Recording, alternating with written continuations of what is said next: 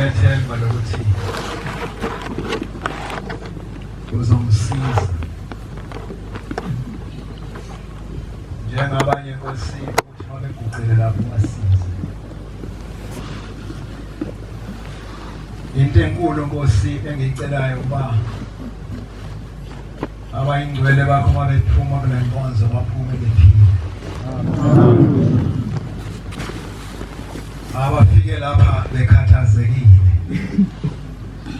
ngicela Nkosi baphume kule nkonzo benethemba.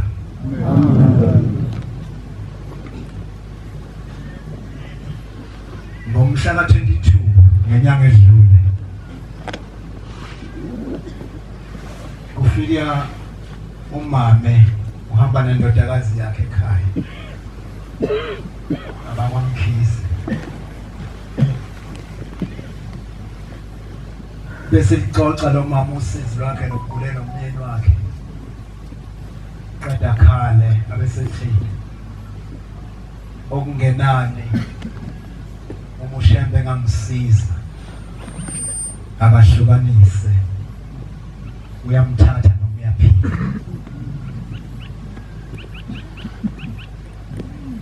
Khona labo bantu Nkosi lapha phakathi kwethu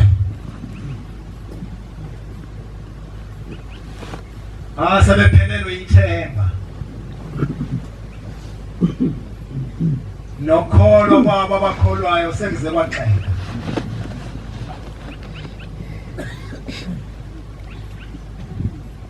Kukhona imizi okungekho ngisho umuntu oyedwa ophumayo ayofuna into.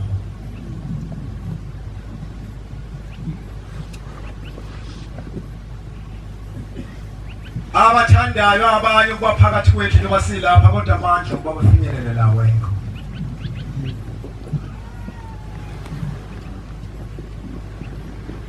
Ngifisa ke Nkosi abakhona nabaphunyukile babakhona baphume kule nkonzo Nkosi benethemba.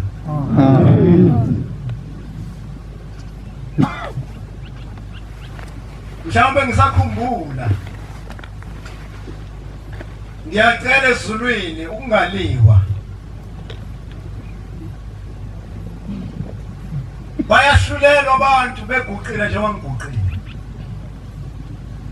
Athi uyiqeda inkonzo umuntu bese sisuliwe encwadini yokuphila. Kwake kwayehlela enye insizwa engena libiza izwe lakubo futhi nawe engibiza, kodwa muthanda ukuyazi uyongicela eceleni ngitshela usubani bani abantu. Kodwa izwe likhona isekhethe khona la ingizi. Yayithi lensizwa mayiphethe ivesi ihlabelela kube sengathi ngiyayeke, ngoba ihlabelela kahle inezwi elisifosho. Mayibambile isuka ibhasi lapha abadisayisi entabeni yomhlangano, angabe bikho umuntu uphindwa afike ukuhlabelela, ungathi ngahlabelela ngasesofika entabeni. Kodwa ngolunye usuku yayihlabelela phambi komnikazi, yathi mayiphakathi lesihlabelelo yayisithumela inkosi, yathambana nitshele lo muntu ukuthi lokuhlabelela kuhlabelelayo kukaSathane. Kodwa wayihlabelela zona lezi zakhaya.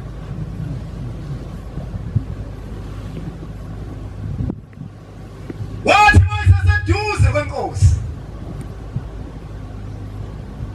yayisithi inkosi Spanman wasabela, yathi Spanman wasabela, yathi Spanman wasabela, yathi inkosi indle eGambi yanetha.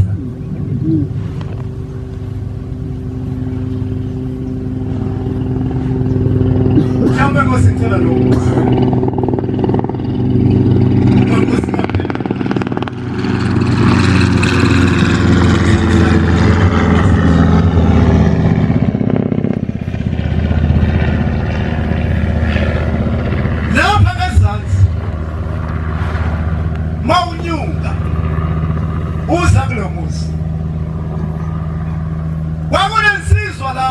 Angizuyisho na uthi yakabani. Kodwa mawufuna ukuyazi siyoxoxa. Yena inkabi yashi. Ithi mayihamba ngaleli yashi. Ibisikhuthaza ngokuthi Shembe. Mayishala lapha enhlangothini. Asethi Shembe.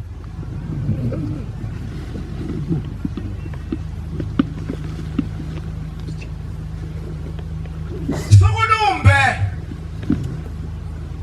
Yena inkabi yakhe yashi nenizwe leneziwa. Njengoba lonixwayisa ukuthi la ngezansi kwalesi. Wasiyathinta lamuswa. Ngoba sengathi liyaphakama ngemlenze ngaphambili la seliciba. Kanti seliciba nawo nomphela. Lathi manje ufika phezulu kwesiwa. La selibambe eduze. Ayiphunyukela wona amatombi. Yayaphuma lensizwa. Yayokhala phansi esiweni. Yanqamuka esingezansi.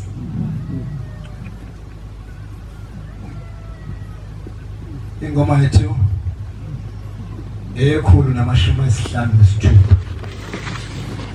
156 ngizocela ngayo uNkulunkulu ukunikela wasezulwini amazwi bese kuthi abafowethu abaphethe amaBhayibheli bakubhekele incwadi kaMateyu yeshumi nomuva Mateyu yeshumi nomuva ngizocela seyitholela ifundo.